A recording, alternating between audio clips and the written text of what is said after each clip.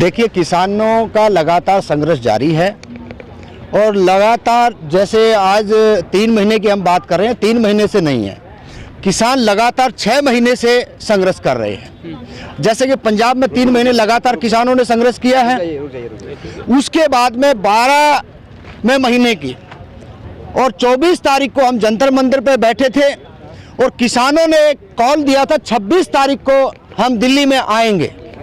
ये आप लोग वहाँ मौजूद थे और आप लोगों की मौजूदगी में हमने उस दिन ये साफ शब्दों में कहा था कि ये केंद्र सरकार और बीजेपी सरकार और हरियाणा के अंदर जो बीजेपी की सरकार है, ये किसी भी तरीके से किसानों को दिल्ली में नहीं आने देगी। और वही हुआ। जिस तरीके से किसानों को लगातार रोका गया, लगातार उनके छापे मार के गिरफ्तारियां की गई, वो हम लोगों ने लगातार देखते रहे। और जिस तरीके से 2 महीने के बाद में किसानों ने 26 तारीख का जो एक दिल्ली के अंदर कूच करने का जो समय मांगा था, ट्रैक्टर रैली की बात जो कही थी 26 जनवरी को, तो उस पर किसानों को किस तरीके से घेरा गया, किस तरीके से उनके साथ दबाव, राजनीतिक दबाव के कारण मुकदमे दर्ज हुए और आंदोलन को ऐसी जगह पे, ऐसे मोड़ पे लेके खड़ा कर दिया था कि पूरे देश के अंदर जो चड्ढीधारी जो लोग हैं, जो बीजेपी के जो निकम्मे और वाहियात लोग हैं, उन्होंने ये कहा था कि वहां पर किसान नहीं है और वो खालिस्तानी है। तो ये लगातार 3 दिन। आप जब जंतर मंतर पर आए थे 24 को, तो आपने एक आरोप लगाया था हरियाणा में किसानों की गिरफ्तारी हो रही है, संभावित किसानों की जो जाने वाले हैं। जी, क्या वो मामला रुका या अभी भी चल रहा है? देखिए, किसानों की गिरफ्तारी का मामला लगातार जारी है और जिस तरीके से इन्होंने रोका, मैं वही बात बता रहा था कि जिस तरीके से इन्होंने रोकने का जो प्रयास किया और अपने नुमाइंदों को भेजकर दिल्ली के लाल किले पर जो नंगा नाच जो किया, वो पूरे देश के लोगों ने देखा। और 2-3 दिन का जो हमने भी घुटन महसूस की थी और इस देश के जो सामाजिक न्याय प्रिय जो लोग हैं, उनको बहुत बड़ा धक्का लगा था। वो बड़े महसूस कर रहे थे कि क्या होगा, लेकिन वो बादल धीरे धीरे छटे और आज कौन ये बात कह रहा है कि गाजीपुर पे लोग कम हैं? कौन ये कह रहा है कि सिंघू बॉर्डर पे लोग कम हैं? कौन ये कह रहा है कि अपना रेवाड़ी वाला जो बॉर्डर है, शाजापुर बॉर्डर है, उस पे लोग कम हैं? कहीं लोग कम नहीं है। लेकिन धीरे धीरे जो मनुवादी विचारधारा के लोग थे, उनके मुंह पे तमाचे पे तमाचा, तमाचे पे तमाचा लगा है और आज लगातार किसान आंदोलन अपनी गति पे है। और इस सरकार को एक बात हम बता देना चाहते हैं, ये सरकार ज्यादा दिन तक नहीं रुकेगी। अब इसका लास्ट टाइम आ चुका है। जिस तरीके से मजदूर और किसान, छात्र, सब लोग लगातार रोडों के ऊपर खड़े हैं, इससे साफ संदेश है कि सरकार पहले कह रही थी हम पीछे नहीं हटेंगे, अब पीछे हटने वाली बात भी इनकी लगातार आ रही है। और ये देखना है कि कितने जल्दी ये झुकेंगे, ये आप देखोगे और हम तो लगातार ही देख रहे हैं। आप कह रहे हैं कि झुकेंगे, इन्होंने तो वार्ता के रास्ते भी लगभग बंद कर दिए किसानों से, तो वो कहाँ झुक रहे हैं? देखिए, ये इनका ड्रामा है, ये ड्रामा है। और आप आज नोट कर लीजिए, 1 हफ्ते के अंदर, मैं फिर वही कह रहा हूँ, वही जंतर मंतर वाली बात है कि दिल्ली में किसानों को नहीं आने देंगे। 1 हफ्ते के अंदर इनकी कांच निकलेगी और ये दोबारा वार्ता के लिए किसानों को बुलाएंगे, क्योंकि इनके बड़े रास्ते अब बंद होने वाले हैं। जिस तरीके से अभी साथी बंगाल की बातें कर रहे थे, ये बंगाल में सारे दाव पेच चला रहे हैं, लेकिन बंगाल में दाव पेच नहीं चलेंगे। इस देश की जनता ने बिहार के अंदर जो बीजेपी ने जो नंगा नाच करके जो सरकार बनाई है, उसे समझ चुकी है बंगाल की भी जनता भी। और किसान और मजदूर, छात्र, महिलाएं आज लगातार हर मोर्चे पे किसान आंदोलन के ऊपर टकटकी लगाए देख रहे हैं।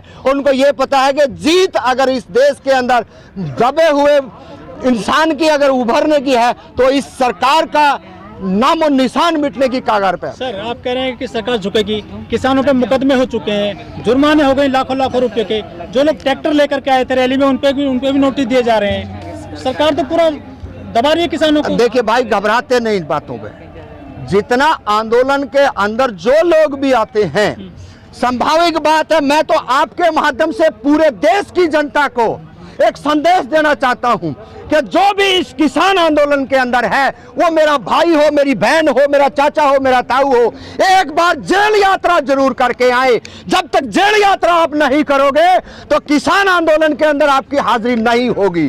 आप बताइए इस सरकार को, बताइए इस निकम्मे प्रशासन को कि आप देखना आपकी जेलों में कितनी ताकत है, और हम जेलों में गए हैं, इसलिए इस बात के साक्षी हैं कि जेल में जाने के बाद ही आदमी, चाहे वो किसान आंदोलन से जुड़ा हो, चाहे वो बहुजन आंदोलन से जुड़ा हो, वो मजबूती से अपनी बात अगर रख सकता है, आंखों में आंख मिलाकर सरकार को ये कह सकता है कि आप करिए हमारे ऊपर मुकदमे दर्ज, और हम देखेंगे जितने मुकदमे भी दर्ज होते हैं उसके ऊपर आपकी प्रमोशन होती है।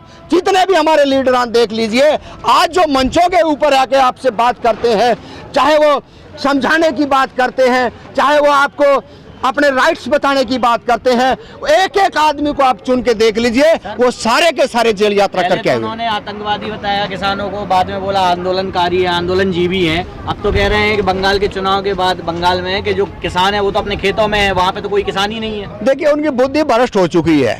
वो अपने आप ही आतंकवादी बताते हैं और अपने आप ही ये कहते हैं कि वो किसान हैं। तो ये बात तो स्पष्ट हो चुकी है कि किसान ही हैं, और किसानों की बात यह है कि कुछ टुच्चू भर, जो मुट्ठी भर जो लोग हैं, वो ये बात कह रहे हैं कि किसान जहां धरने चल रहे हैं, चाहे गाजीपुर बॉर्डर पे मैं खड़ा हूं, और मैं कल परसों ये बात सुन के आया हूं गांव देहात के अंदर, और कुछ निकम्मे लोग जंतर मंतर पे भी हैं इस तरीके के वाहियात बात करने वाले, जो ये कह रहे नहीं जी वहां तो कुछ लोग हैं।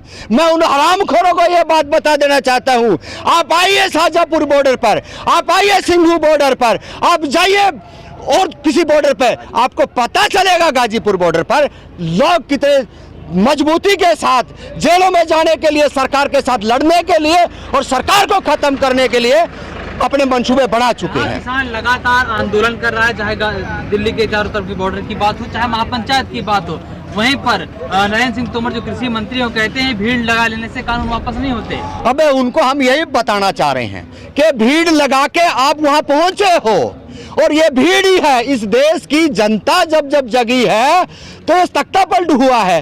और हम एक बात और आपके माध्यम से कह देना चाहते हैं कि जिस तरीके से पंजाब के बड़े भाइयों ने हमारे को आके जगाया है, इस देश के अंदर इतिहास, पहले भी उन्होंने इतिहास में अपना नाम दर्ज करवाया है, और इस बीजेपी और आरएसएस का नाश करने में भी अगर कहीं नाम इतिहास में लिया जाएगा तो पंजाब का नाम लिया जाएगा, और हरियाणा का नाम लिया जाएगा, यूपी का नाम लिया जाएगा, पंजाब, जो जितने भी राज्य हैं। मैं अभी शाहजहांपुर बॉर्डर पे था, हर राज्य का 20-20, 30-30, 50-50 लोग जो है वहां पे मौजूद हैं।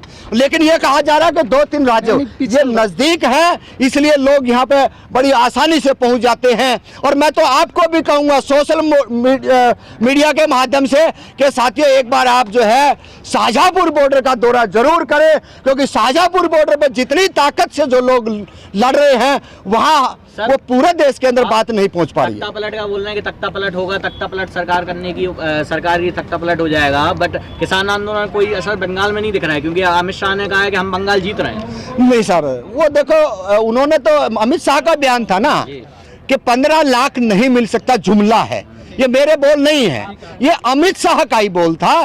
तो वो झूठे बेईमानों से बंगाल की जनता जादूगर जनता है, वो जादू वहीं से चलता है, तो वो इनको सिखाएगी, वो बताएगी कि आप देश के अंदर जो कुकर्म करके बंगाल में आ रहे हो, तो हम हमारे जूते से आपका स्वागत हम करेंगे। तो आप निश्चिंत रहिए, बंगाल की जनता समझदार है, और ये जो आंदोलन है ये सफल। आप लोग बंगाल भी जाएंगे, किसान में से कोई मतलब यूनियन है? देखिए, किसानों से लगातार ये बातें निकल के आ रही है कि वहां पे जो चुनाव चल रहा है वहां पे ट्रैक्टर लेकर के किसान पहुंचेंगे, और 101% मैं भी आपके माध्यम से बता देना चाह रहा हूं कि वहां ट्रैक्टर जाएंगे, और वहां बीजेपी का नाम लेने वाला कोई पैदा नहीं। डीजल के जो दाम बढ़ रहे हैं, वो कह रही है सरकार तो आपके विकास के लिए यूज करती है। देखिए, पेट्रोल और डीजल के दाम जो बढ़े हैं ना, ये सरकार इतना नीच पड़े पे आ गई है कि इससे नीचे जाने की इनके पास कोई गुंजाइश नहीं है।